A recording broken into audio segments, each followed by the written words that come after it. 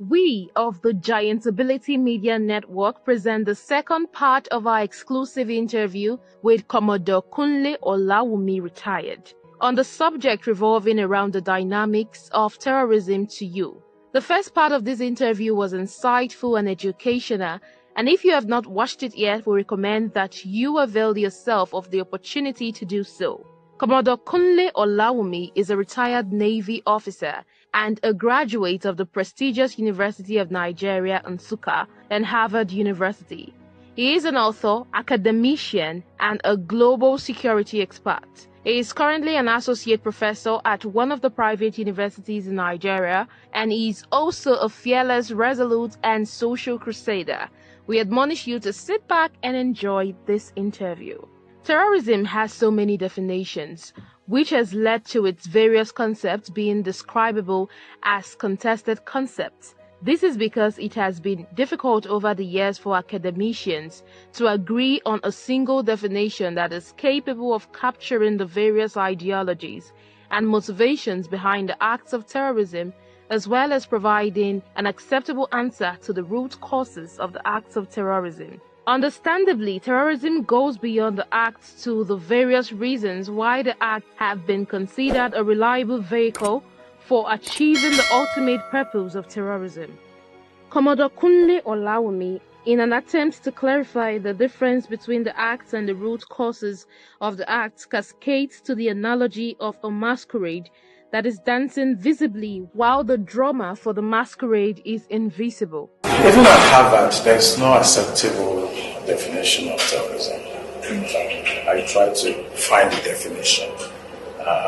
After my PhD, I proceeded to study national and international security at Harvard as an executive program, and yet I couldn't find the definition of terrorism.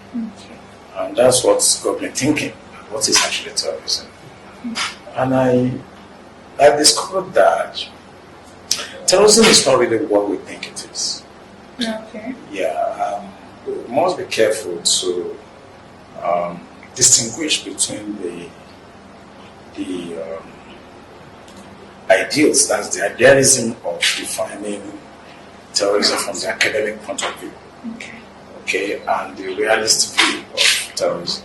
So, from the academic point of view, you can say terrorism is that situation where,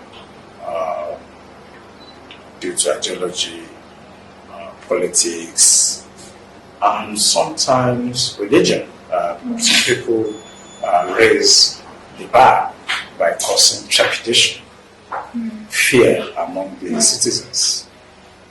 But that is the academic definition of terrorism. If you look deeper, you will discover that terrorism is the same, is what it is, but the people behind terrorism are not what we think we know. If you look at what happened in Nigeria, far back, what is happening in Palestine, the Sahel region in Africa, if you go to the Horn of Africa also, where you have the Al-Shabaab, you will see that if you ask the right question, it's not to look at the action itself, action of terrorism. It's to look at the minds behind the action. Then you begin to understand the concept of terrorism. A lot of academicians, I won't say they're lazy, but I think they've not been able to look beyond the action of terrorists and try to focus on the minds behind the action of terrorism. And if you want to define it, I think it's what we refer to today as state terrorism. Yeah, I think we should remove the state and just say that the terrorists have said they are actually the big powers, the United States, Britain, France, Russia also. I'm not very sure about China, but I think those big powers, the P5, maybe minus China, or I can say the P5 plus 1, that's including Israel. basically what I can refer to as terrorist states.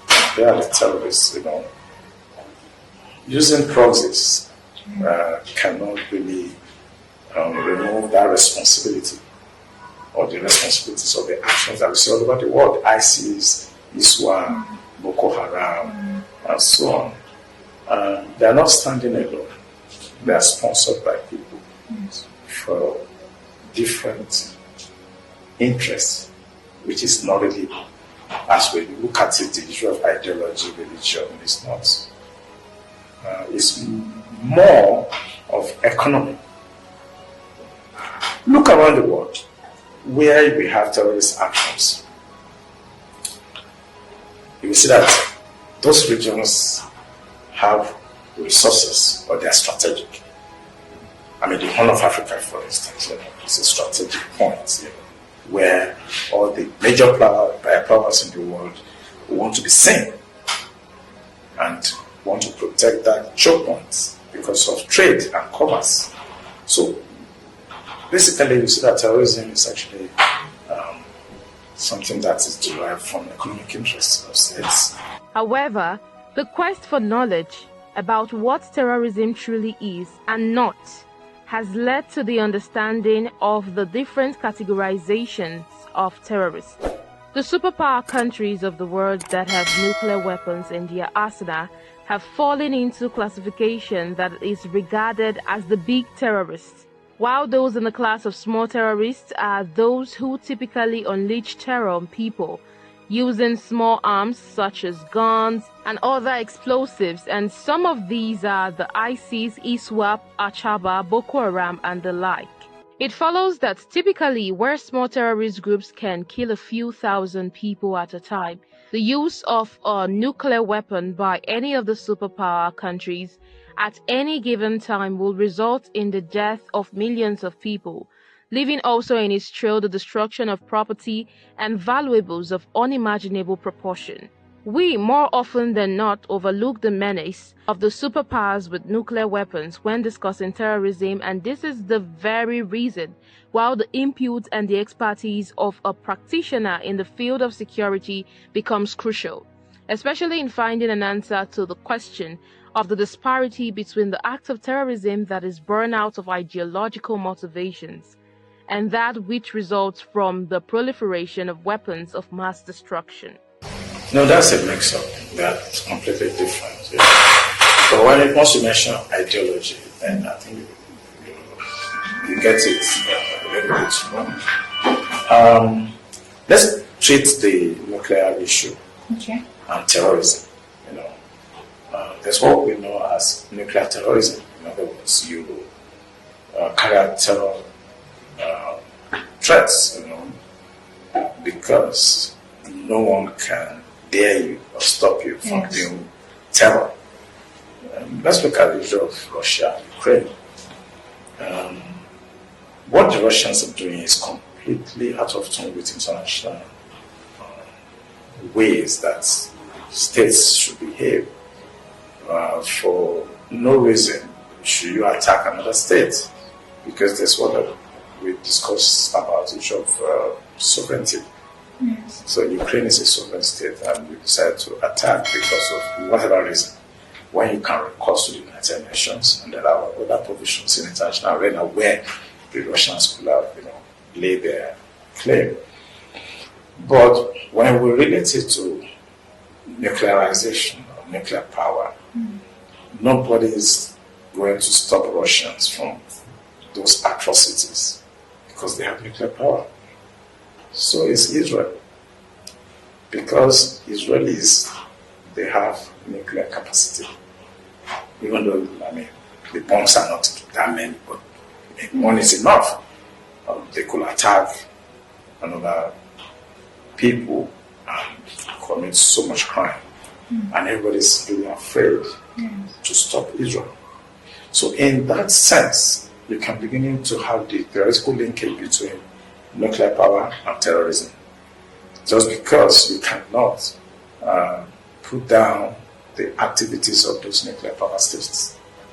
But when you go to the issue of ideology, For me, I think that those are proxies that they use to shield or to cover the activities of some of these things.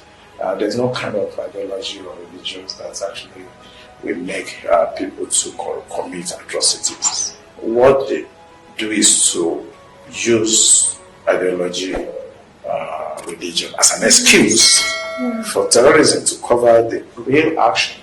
Behind the scene, you're going to find that it's economic interest or strategic interest that makes some of those things right. So I don't like to talk about ideology. There's no ideology in the game since the end of Cold War. Since the end of Cold War, everybody is the same. China, Russia, when it comes to making money, the 1% in the world, they all talk to each other, they eat together, they do things together. So let us discuss ideology. That was gone since the era of Second World War. So they are just excuses.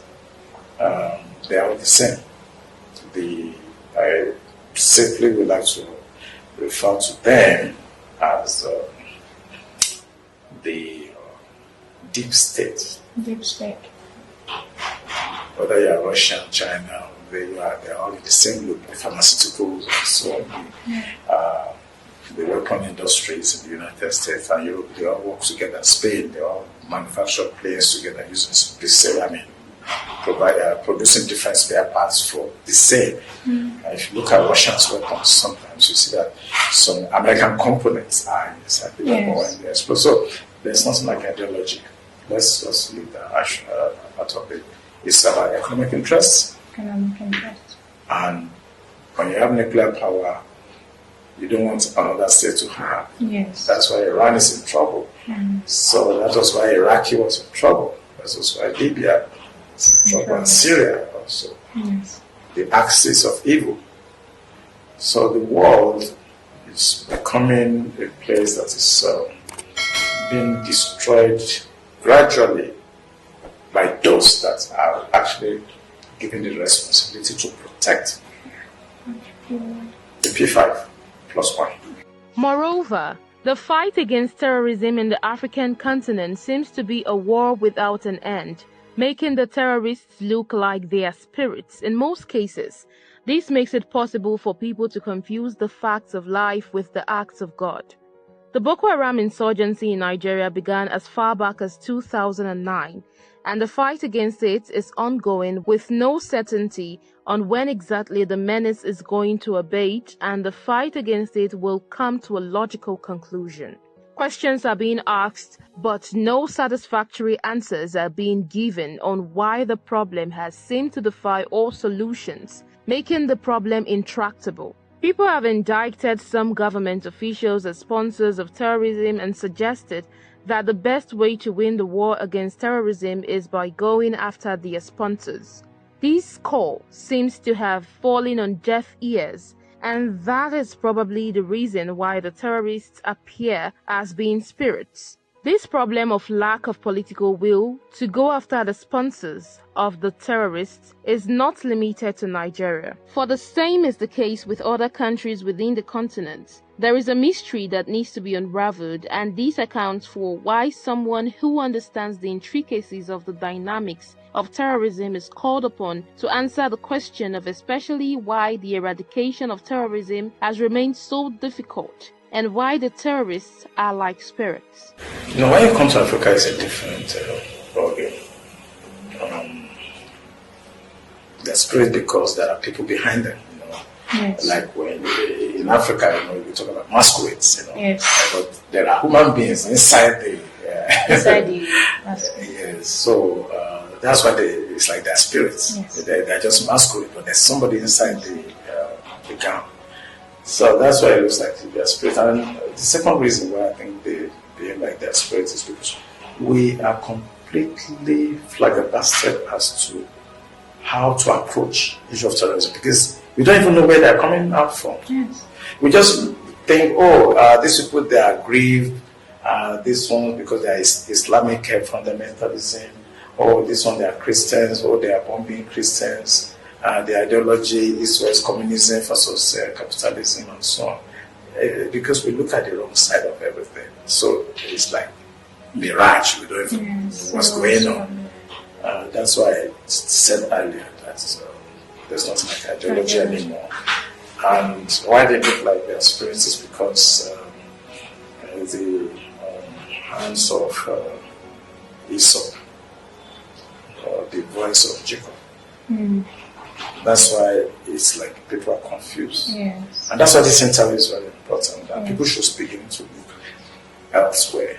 We've been looking in the same direction for more than 60 years. And we should begin anew to know that terrorism or terrorist acts are something that is initiated by the world powers because of economic interest.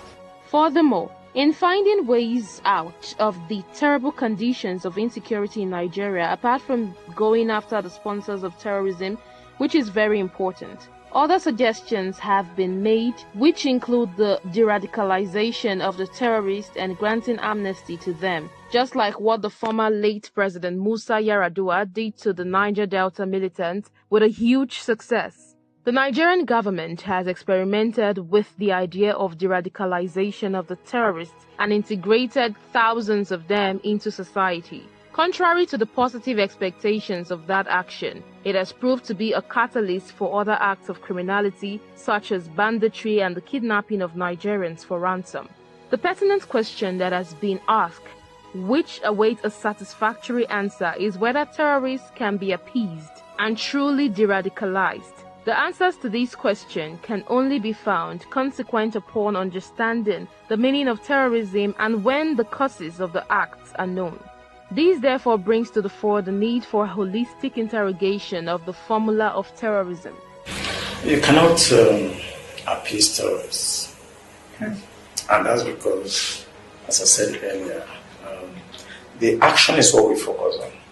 The activities of terrorism, but we don't focus on the causatives. So, if you now say you want to de-radicalize, it no longer makes sense. Because somebody is behind playing the drums. And you also see that the masquerade is dancing. So, except to go after the person that is playing the drum, to stop drumming, the masquerade will continue to dance. So, it's a very wrong notion that people have when it comes to the issue of terrorism. I took my time. I used to be with my friend Tor at Global Counter-Terrorism Institute. We set it up basically at the same together.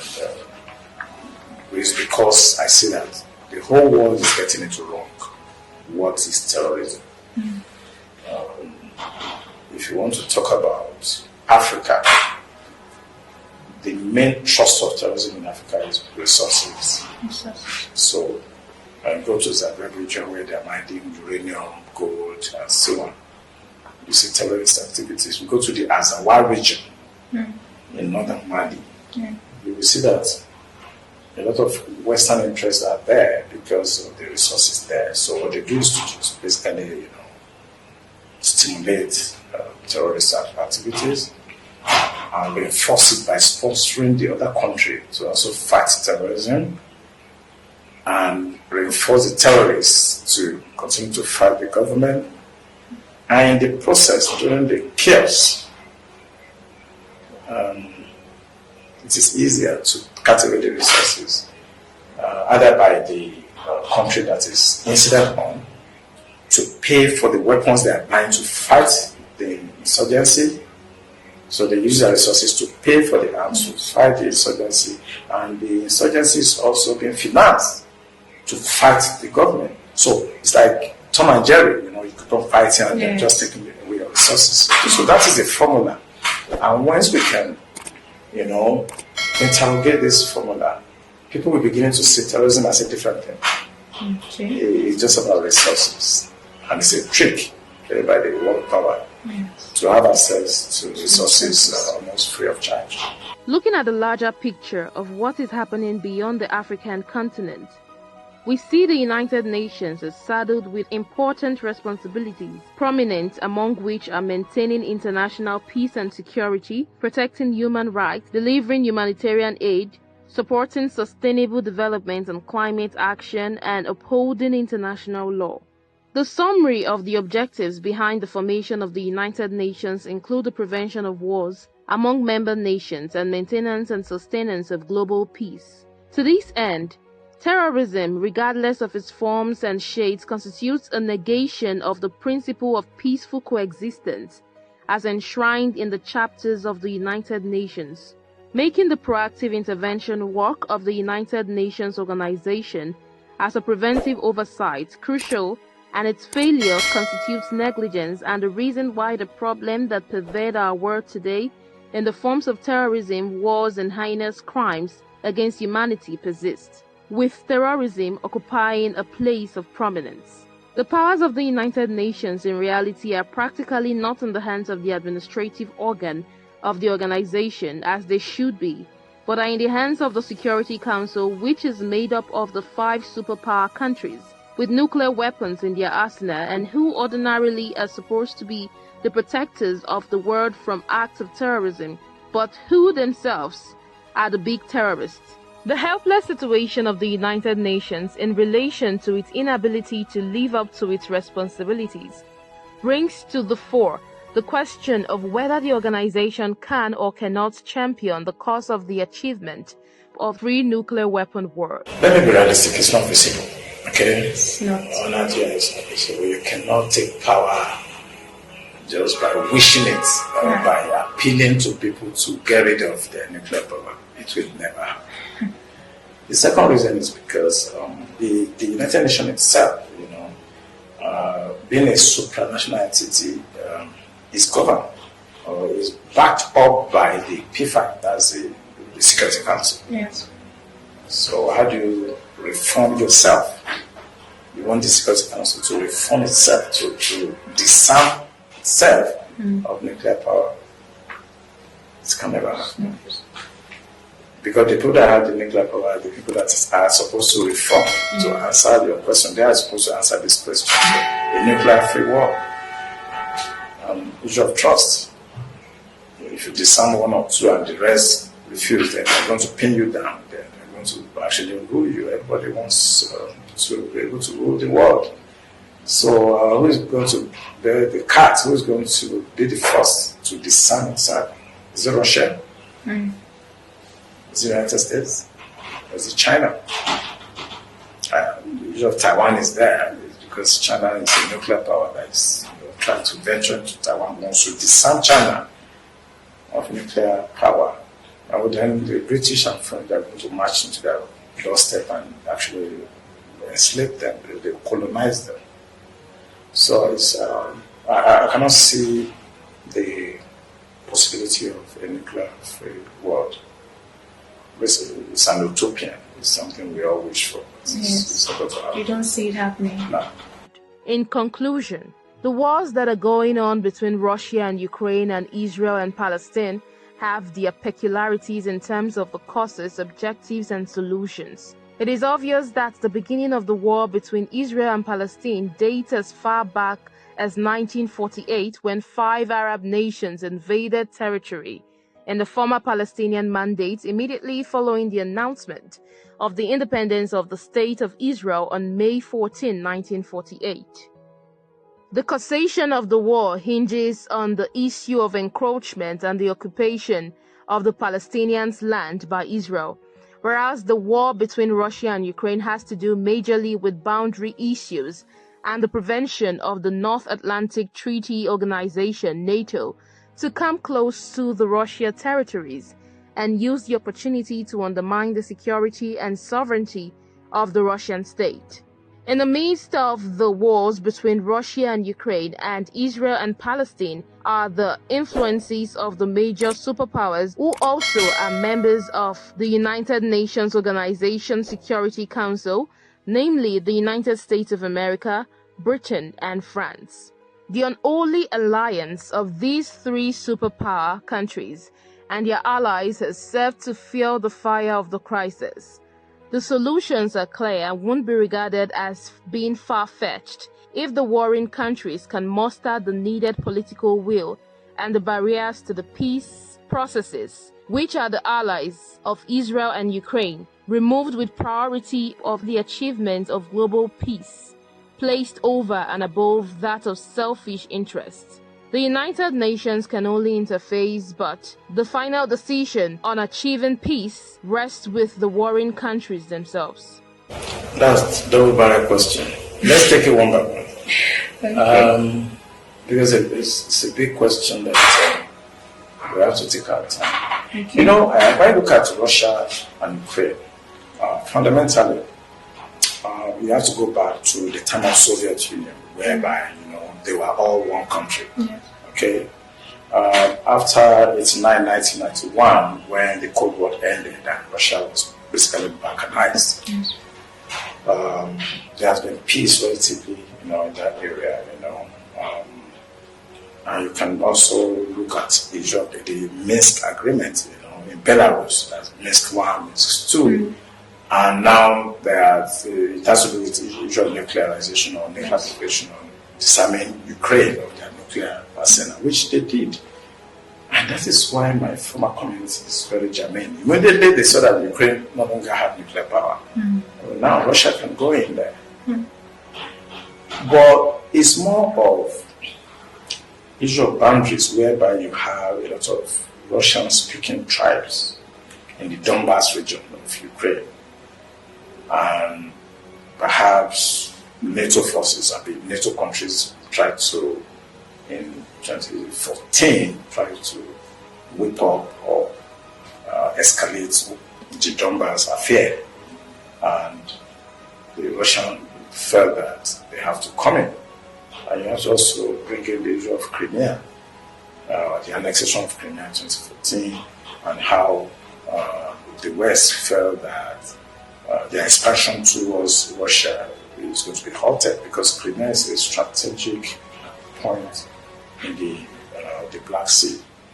So, if you look at, because of time, if you look at the historical background and the way the issue of the Soviet Union, now Russia trying to take back the former Soviet Union, so to say, you can't say the same of Israeli-Palestinian issue. You have to go to the issue of Balfour Declaration, how the Europeans basically drove away the Jewish community in Europe. You can remember the Second World War, where Hitler actually killed almost 6 million Jews, and the Holocaust stories.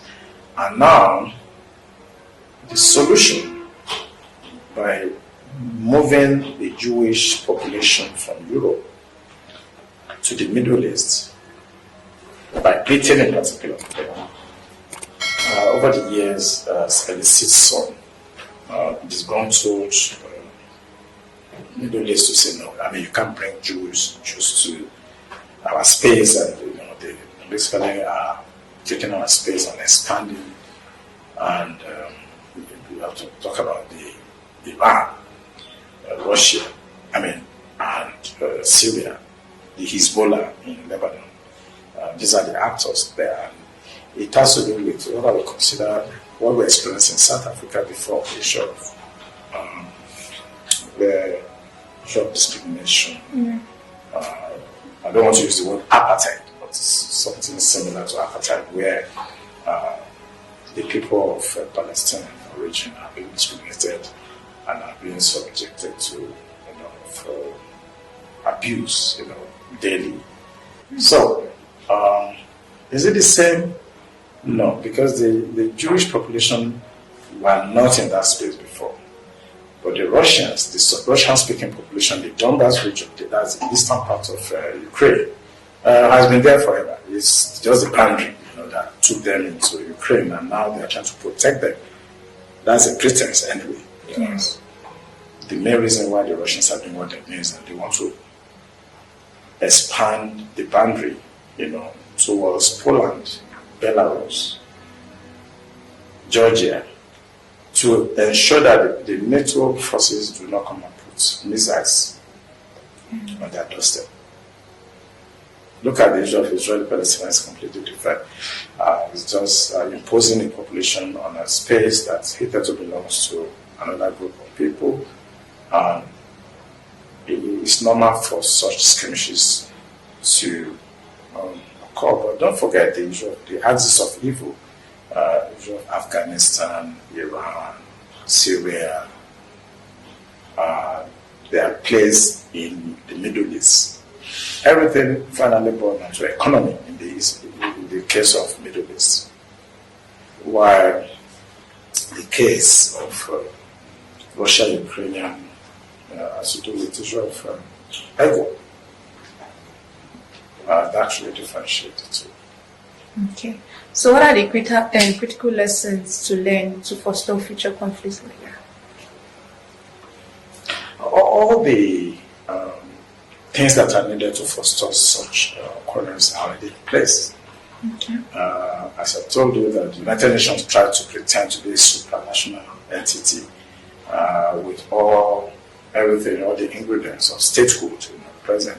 I use the word pretend because they are unable to enforce some of the laws. Mm-hmm. There are a lot of international laws, that conventions, that actually guide the conduct of states among themselves. So, if those laws are there, and the people that are supposed to enforce it are the P5, the UN Security Council, yes. Including some of the members that comes randomly at a time. Mine is that the people that are supposed to enforce the laws are the ones breaking the law. Yeah. So there's no way you can talk about solution without talking about the P5, that's the Security Council. And if they have become so irresponsible to the point we have seen now, look at what the Americans are doing in the coast of Lebanon, the coast of Gaza, protecting iniquities, that so to say, and what the Russians are doing. These are members of the P5. The Chinese are also carrying out aggression at the Strait of Taiwan. They are actually, threatening to take Taiwan. So China, Russia, United States, France and Britain are always with the United States. So this is where I think the United Nations needs reforms. Okay. Maybe that will answer the question. We need to reform the United Nations. Okay. I think the P5, they've overstayed their welcome since the Second World War. I think they have expired, so to say. So the Committee of Nations should start thinking of reforming the United Nations so that we can reprogram what we saw during the First World and Second World War that actually necessitated the United Nations. So I think since the end of Cold War, got into different era now, talking about cyber security, cyber warfare, talking about artificial intelligence. I think the United Nations have actually outlived its usefulness in the world today. Our appreciation goes to Commodore Kunle Olawunmi, retired, for squeezing time out of his busy schedule to speak to us on these important subjects that revolves around the dynamics of terrorism. We wish him more grease to his elbow, and to our viewers we say a big thank you for watching